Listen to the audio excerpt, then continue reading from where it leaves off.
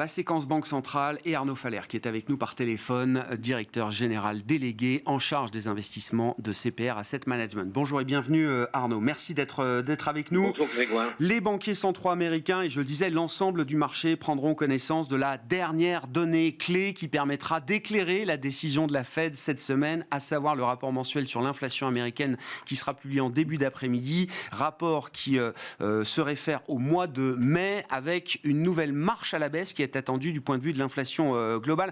Qu'est-ce qu'on peut attendre de la décomposition de l'inflation au mois de mai aux États-Unis, Arnaud ? Ça sera une semaine très importante parce qu'on aura la Fed mercredi, le BCE jeudi. Et évidemment, un des points que va regarder la Fed, c'est le chiffre de tout à l'heure. Donc les chiffres, d'abord l'inflation totale qui est attendue en baisse avec une belle marche d'escalier de 4,9 à 4,1. Le total, évidemment, va bénéficier de la baisse de l'énergie, de l'effet de base associé. Au passage, je trouve qu'il faut bien souligner le fait que le pétrole, en dépit des baisses de production annoncées, ne monte pas, voire rebaisse un peu, sauf aujourd'hui, mais de manière générale, c'est relativement sage. Le prix du gaz, au passage, il est autour de 30 € le mégawattheure. C'était quelque chose qui inquiétait beaucoup l'Europe en début d'année, à juste titre. Mais on voit que, notamment parce qu'il y a eu des diversification de sources d'approvisionnement, que le GNL arrive, qu'il y a des efforts de sobriété. On arrive aujourd'hui à 30 € le mégawattheure et on peut être bien plus optimiste sur le prochain hiver. Donc tout ça pour dire que l'inflation totale va t'amener aussi à être devrait baisser encore. Avec l'alimentation aussi, on a déjà des prix de matières premières alimentaires qui ont baissé. Donc plutôt confiance sur l'inflation totale. Sur l'inflation sous-jacente, donc là il est attendu en baisse, mais évidemment moins, de 5,5 à 5,3.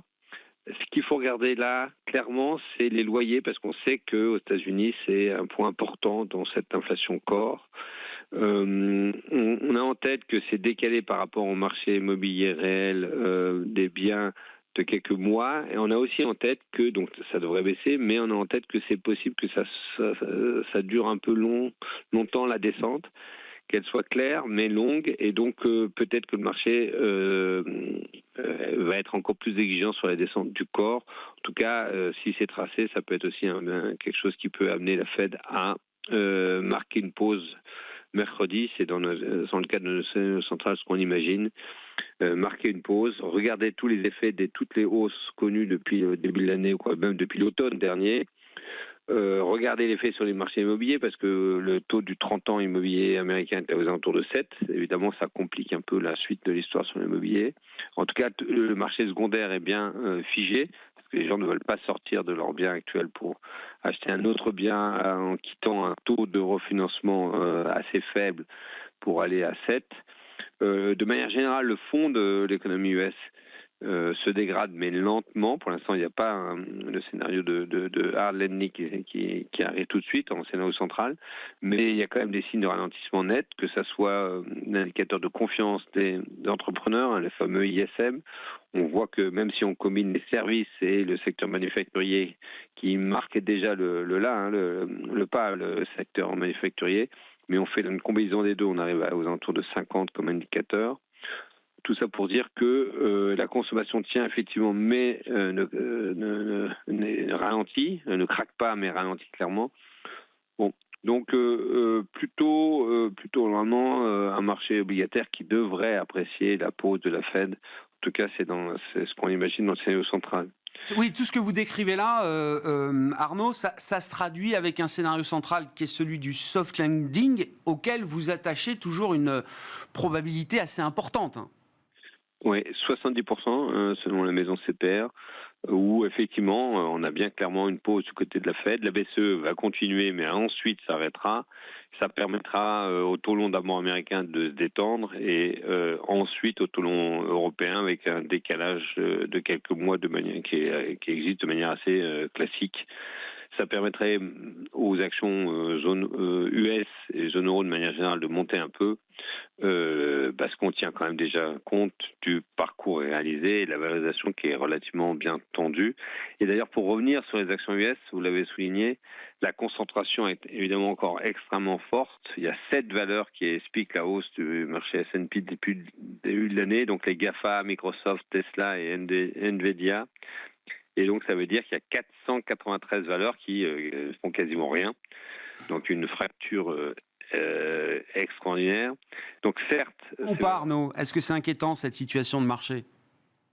En fait, ça peut durer quelques semaines.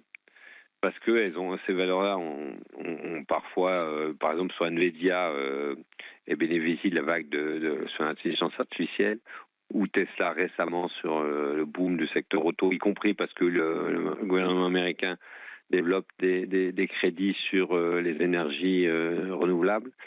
En revanche, c'est clair qu'à horizon au-delà de quelques semaines, le marché devra trancher. C'est-à-dire que c'est pas possible que le train ne dépende que d'un aussi petit nombre de valeurs. La fracture va s'agrandir et va casser. Donc oui, pour quelques semaines, parce qu'on voit bien que vous avez rappelé, Apple aussi s'en sort plutôt bien, mais non pour quelques mois et quelques années. Donc attention à la simplicité de dire je constitue un portefeuille avec cette valeur et puis j'oublie tout le reste. Ça ne peut pas durer très longtemps.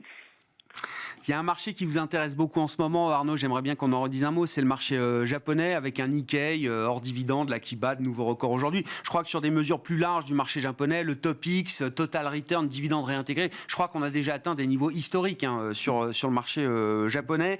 Est-ce que vous confirmez votre intérêt pour le marché japonais? Dans quelle mesure, Arnaud? Oui.